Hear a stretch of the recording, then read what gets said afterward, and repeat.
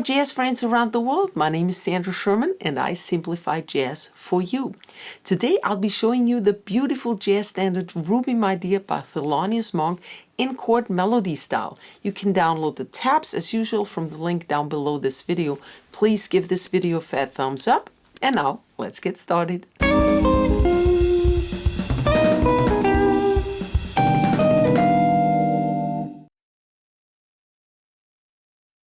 We're in the key of E flat major. Some people say this song is in A flat major, but I'm pretty sure it's in E flat major, and I'm gonna explain to you why in a minute. We have an A, B, C section song form, and each is 8 bars long, plus an ending chord, so we have 33 bars in total. We start with a 2-5-1 in E flat major, and also the song ends in E flat major. In between we have a lot of modulations to different keys, which gonna be explaining to you everything. So F minor 9 is the first thing. We have nothing on beat 1, so I just play the root, and then the whole chord with the melody on top, F minor 9. Then we go to the 5 chord, B flat 7, and we need that F on top. I want to alter it for more tension. I play a B flat 7 in the shape of a D diminished chord. And that works because we can start a diminished chord from each chord tone of an altered chord. B flat, D is the third of the B flat chord. D diminished gives you a B flat 7, flat 9 chord. And then I have the advantage of just picking the G string where the B is on, because that's a melody. So I have both in the chord, both melody tones. And now it resolves to the 1 chord, E flat major, with the B flat on top. That's really low here. So we can play an E flat triad here, but I prefer, for a little more color, the E flat sus 2 chord. The third is being replaced by the 2, by the second, up until the B flat. And now we have an interesting move. Diatonically and chromatically up the E flat major scale. That's why I think we're in E flat. F minor is the second degree, F minor 7 only up until the G string. Then a chromatic up until to the 3 chord, G minor 7. Then the 4 chord of E flat is A flat major 7. I play an A flat 6 here. Again, only up until the G string. Then a chromatic A, which takes me to B flat 6. And that's just an inversion of G minor 7, and that's the next chord that we need. So that's G minor 7 or B flat 6. Then G minor 9, I do that little hammer on here, and that's a 2-5 now in the key of F. So we have the first key change here, key of F. G minor 9 to C7 flat 9 in the shape of an E diminished chord. That's the same principle as we had with the D diminished and B flat 7. Now with C7, the third is E, a diminished chord, and you get C7 flat 9, right? And also the next chord tone, the next melody tone, sorry, is that D flat, the flat 9th. Beautiful. And it resolves to its 1 chord, the F major, 7. And we climb up the F major scale. 1, 2, now you play up until the B string. 1, 2, chromatic to the 3 chord. And that takes us to the next phrase, B flat. But first let's repeat phrase number 1 for you at slow tempo.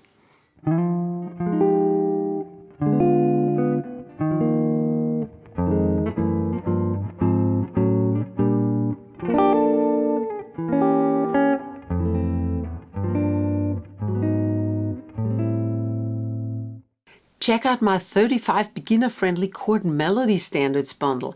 The link is in the video description or bio. And now we go to B flat minor 9. That's up here, the same as G, but in B flat. And then I have to fill a gap. I do that by picking through the strings, just arpeggiating the chord. To the 5 chord, E flat 7, flat 9. We know this trick already. Here's your root. Starting on the 3rd, diminished chord gives you an E flat 7, flat 9 chord. You can only do that if you resolve to the one that's A flat, and we do. But here's another thing you have to pay attention to. You pick through the string, it's a fill, but the last note is a melody again, so play that a little louder. Resolution, 1 chord. And that would last up until the very end of the bar where the next melody appears. But until then, we have a huge gap. It's a ballad, very slow, so 1, 2, 3. What we do in that ballad, in that long gap, we play some scale run. We're in the key of A flat here, so I just play through the A flat scale. I start here on B flat, trying to go up to the next melody note.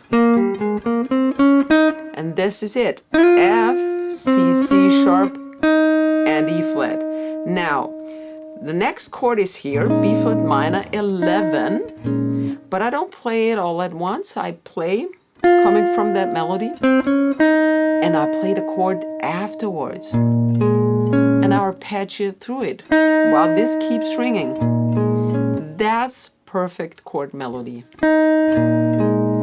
Then to the 5 chord E flat, but that's kind of a tritone sub, and I play a major 7 sharp 11 chord because we have this in melody.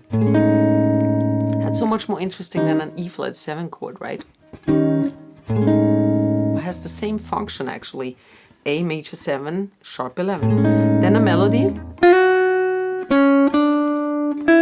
And again, now I'm in B minor. That's the first ending now. The last bar. Arpeggiating through the B minor 7 chord. Now going straight to the E7, but only the lower 3, the higher one still ringing. And last chord, that's a strange one, B flat 7 sharp 5, and it doesn't resolve to E flat because now everything is being repeated starting with the 2 chord again, the F minor. But first let me repeat phrase number 2 for you at slow tempo, phrase 2A actually.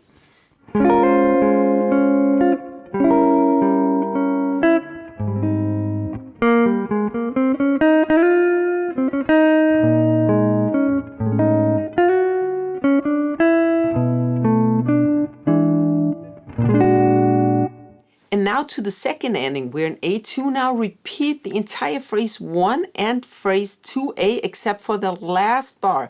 This is the one we're going to be exchanging now. The last bar now, we start also with that B minor 11 chord. And now we go to an E7 flat 13, more interesting chord because this resolves to A minor in the B section. Here's an E7 flat 13. Right? That's the 7th in bass actually. Here's the flat 13 and here's your root, and followed by the E string, okay? The low E string. That's it. So you play through the whole thing except for the last bar you'd play.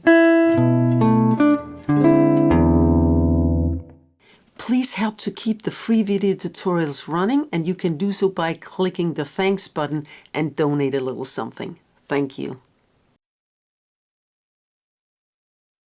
Welcome to the B section. We start with the resolution of that previous cadence, A minor 7. And now we go to 2-5 in A major. That's B minor 7, only up until the G string. And now we have a problem. The next chord, the next melody tone is an F, a low F, and it gets even lower. How would I place a chord underneath that? Even tension chords. So I octavized it. I have no idea how to say that. So instead of playing that F, I play an octave higher with that E7. So I play an E7 flat 9 here. So we now jump an octave higher. That's totally okay. You know, you just have to look at where to do that. Where is the right time to do that so the melody doesn't get torn apart. And then we have a C sharp, still on E. So that's an E7 flat 9 without the root, but the 13 on top. Right? 2-5.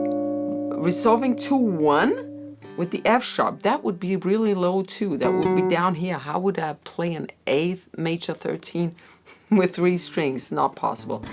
So here's an A major 13 here with that beautiful F sharp on top. And now again we have a long gap. I fill it by playing through the A major scale. Really simple this time. Just the scale upwards because I need to go to the G sharp now. Still having the A major below it, so I play an inversion. I could have also gone over here, but I like this better. With the C sharp, that's the third of the A major chord in bass. That sounds so beautiful. I love the inversions with the thirds in bass. All right, then we go to B flat major 13 and to B diminished flat 13. That's a little strange, but sounds beautiful. And now I have, this is 1, 2, and we have 3 for a half bar left with no melody. So again, I fill it, and we're on B diminished chord now. So here's a new scale for you, the B diminished scale. And this is a symmetrical scale. You can start from any chord tone. Here's a chord tone. I like to start from the D string because from the D to up to the E string, it's totally symmetrical. So you play this in triplets. Actually, it's six tuplets. Oh my gosh, I don't know the words today. 6 tuplets, I think that's the word. So ring finger, next string, middle finger, then ring finger again, and middle finger. It's totally symmetrical. Each 2 pairs of strings are symmetrical. Make sure to accent every first of 3 notes. 1, 2. That's triplets or 6 tuplets. Okay, then we're up here, and that was it for phrase. Actually, we wanted to go here because the next one is C minor 7. That's why I wanted to go up there. We always want to go somewhere when we play a run. Okay, now let's repeat phrase number 3 at slow tempo for you.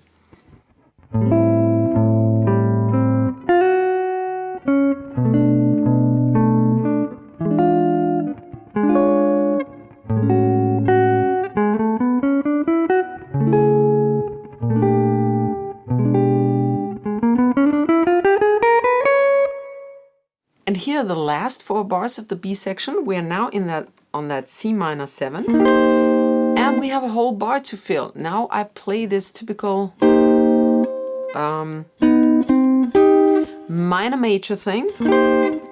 Just playing the diet here. That's the major 7. So that's C minor major 7. Going up to the root. So that's C minor now. And then just playing these 2. So I play a couple diets here. And now we have the melody back again on D, so that's C minor 9. A little snap here again, hammer. And I'm down to C minor. And now I have even more gap, a longer gap to fill. And I play the C melodic minor scale now. That's a little tricky maybe. Timing-wise, I mean, you can play that song Rubato if you don't have a backing track, actually. You can purchase mine down below. But this song is perfect without backing track too. Make sure that this hammer, this is beat 2. 1, 2. Then you bar over. And the C. Then D minor 7. And now we go to E flat and we back down now with the melody. Because I would get too high if I keep playing that octavized melody. So I go back down again now on that E flat minor 7. Here's your melody. E flat minor 9. And back to the 7. That's the root actually, but the E flat minor 7 chord, I mean. E flat minor 7, E flat minor 9, and back to minor 7. And now to the 5 chord, A flat. We start with an A flat 6, then A flat 13, and then E flat 9 and E flat flat 7 sharp 9. That doesn't take us anywhere. It would take us to A flat, and I think maybe that's why a lot of people think that song is in A flat. Maybe it is. To me, it's in E flat, but now we go back to the A section. Before we do that, I play through that last phrase, number 4, at slow tempo.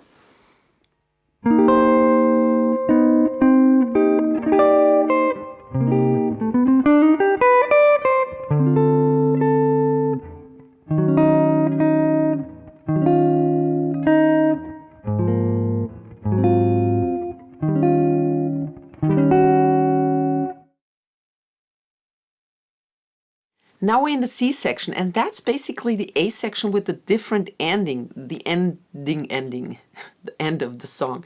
So please repeat phrase number 1 and phrase number 2A or B. It doesn't really matter because the last bar is exchanged plus something added. So that last thing is that B flat minor 11 again,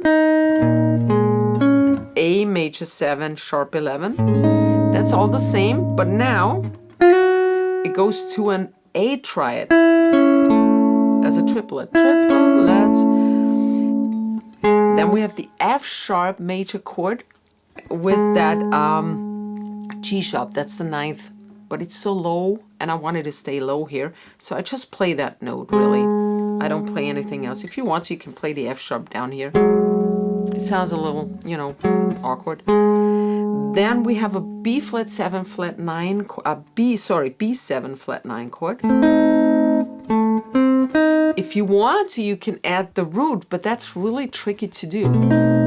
If you have long fingers, you may be able to do that. For me, it's a little tricky, and it's not really necessary. Then we go down to B flat 7 flat 9.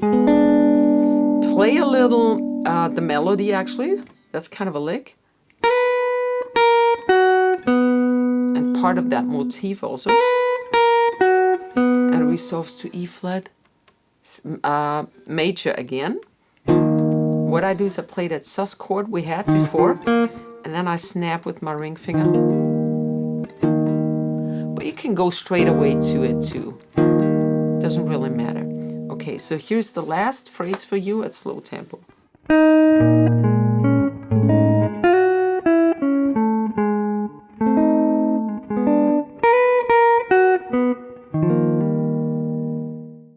Check out my jazz ballads playlist where I have hundreds of beautiful jazz ballads in chord melody style. Also check out my chord melody playlist. Please give this video a fat thumbs up so it's seen by many others and helps me with the YouTube algorithm. Please share the love and the knowledge, subscribe my channel, and I hope to see you next week. Servus, baba.